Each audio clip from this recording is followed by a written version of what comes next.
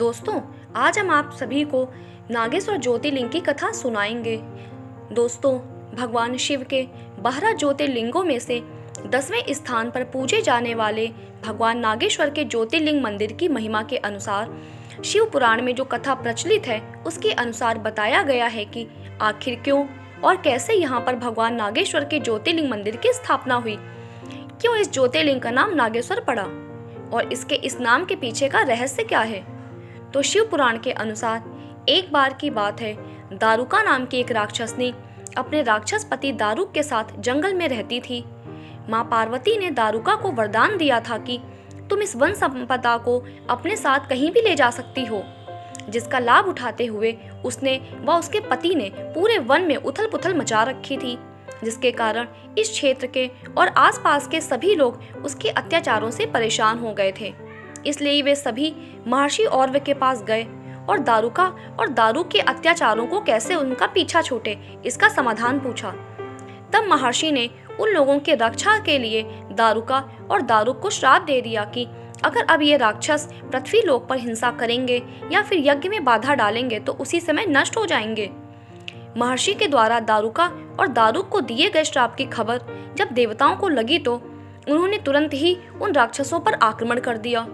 ऐसे में सभी राक्षस सोचने लगे कि अगर वे देवताओं का सामना करेंगे और उनसे युद्ध लड़ेंगे तो उसी समय नष्ट हो जाएंगे, और अगर युद्ध नहीं लड़ेंगे तो युद्ध में परास्त हो जाएंगे।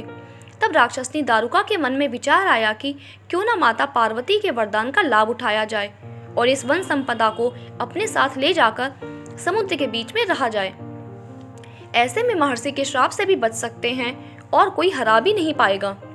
तुरंत ही उस राक्षसनी ने माता पार्वती के वरदान का लाभ उठाया और उस जंगल को उड़ाकर समुद्र के बीच में ले गई, जहां अन्य सभी राक्षस उस समुद्र के बीच आराम से रहने लगे। एक दिन उसी समुद्र के मार्ग से होकर कुछ नावें उस जंगल की तरफ आ रही थीं, जिनमें मनुष्य सवार थे। उन राक्षसों ने उन सभी मनुष्यों को बंधक बना लिया। उन बंधकों में एक सुप्रिय नाम का वैश्य भी था, जो भगवान शिव का परम भक्त था। वह बंधक होते हुए भी उस कारावास में नियमित रूप से भगवान शिव की पूजा अर्चना करता रहा। भगवान शिव की पूजा अर्चना बिना किए वह भोजन ग्रहण नहीं करता था। सुप्रिय ने अपने साथ बंधक उन सभी लोगों को भी उस कारावास में भगवान शिव की नियमित आराधना और पूजा पाठ करना सिखा दिया, और उसके बाद वे सभी बंधक प्रतिदिन भगवान शिव की पूजा और ओम नमः शिवाय का जाप करने लगे। इस बात की खबर जब दारुक राक्षस को लगी तो उसने सुप्रिय को कहा कि यदि तुम निरंतर शिव की पूजा करते रहोगे तो मैं तुम्हें मार डालूंगा, क्योंकि तुम्हें यहाँ से बचाकर ले जाने वाला कोई भी नहीं है।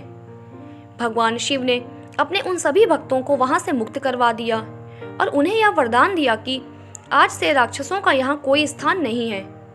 दारुक यह देखकर दंग रह गया और अपनी दारुका के पास भाग गया।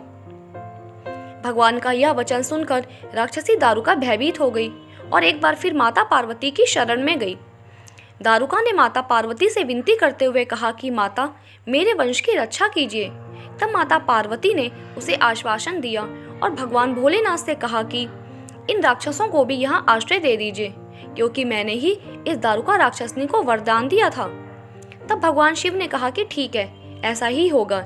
मैं भी अपने भक्तों की रक्षा के लिए यहाँ सदा के लिए विराजमान हो जाता हूँ। और क्योंकि अपने परम प्रिय सुप्रिय की प्रार्थना सुनकर भगवान शिव वहाँ एक छिद्र में से नाग के रूप में प्रकट हुए थे, इसीलिए उन्हें नाग देवता का रूप माना गया और वहाँ स्थापित शिवलिंग को नागेश्वर ज्योतिर्लिंग का नाम दिया गया। इस प्रकार अपने भक्तों का सदा भला चाहने वाले शिव भगवान वहाँ सदा के लिए नागेश्वर ज्योतिर्लिंग के रूप में विराजमान हो गए। दोस्तों, उम्मीद करती हूँ आपको ये वीडियो पसंद आया होगा। अगर वीडियो पसंद आया है तो वीडियो को लाइक करिए, दोस्तों के साथ शेयर करिए और चैनल को सब्सक्राइब करिए। Thanks for watching.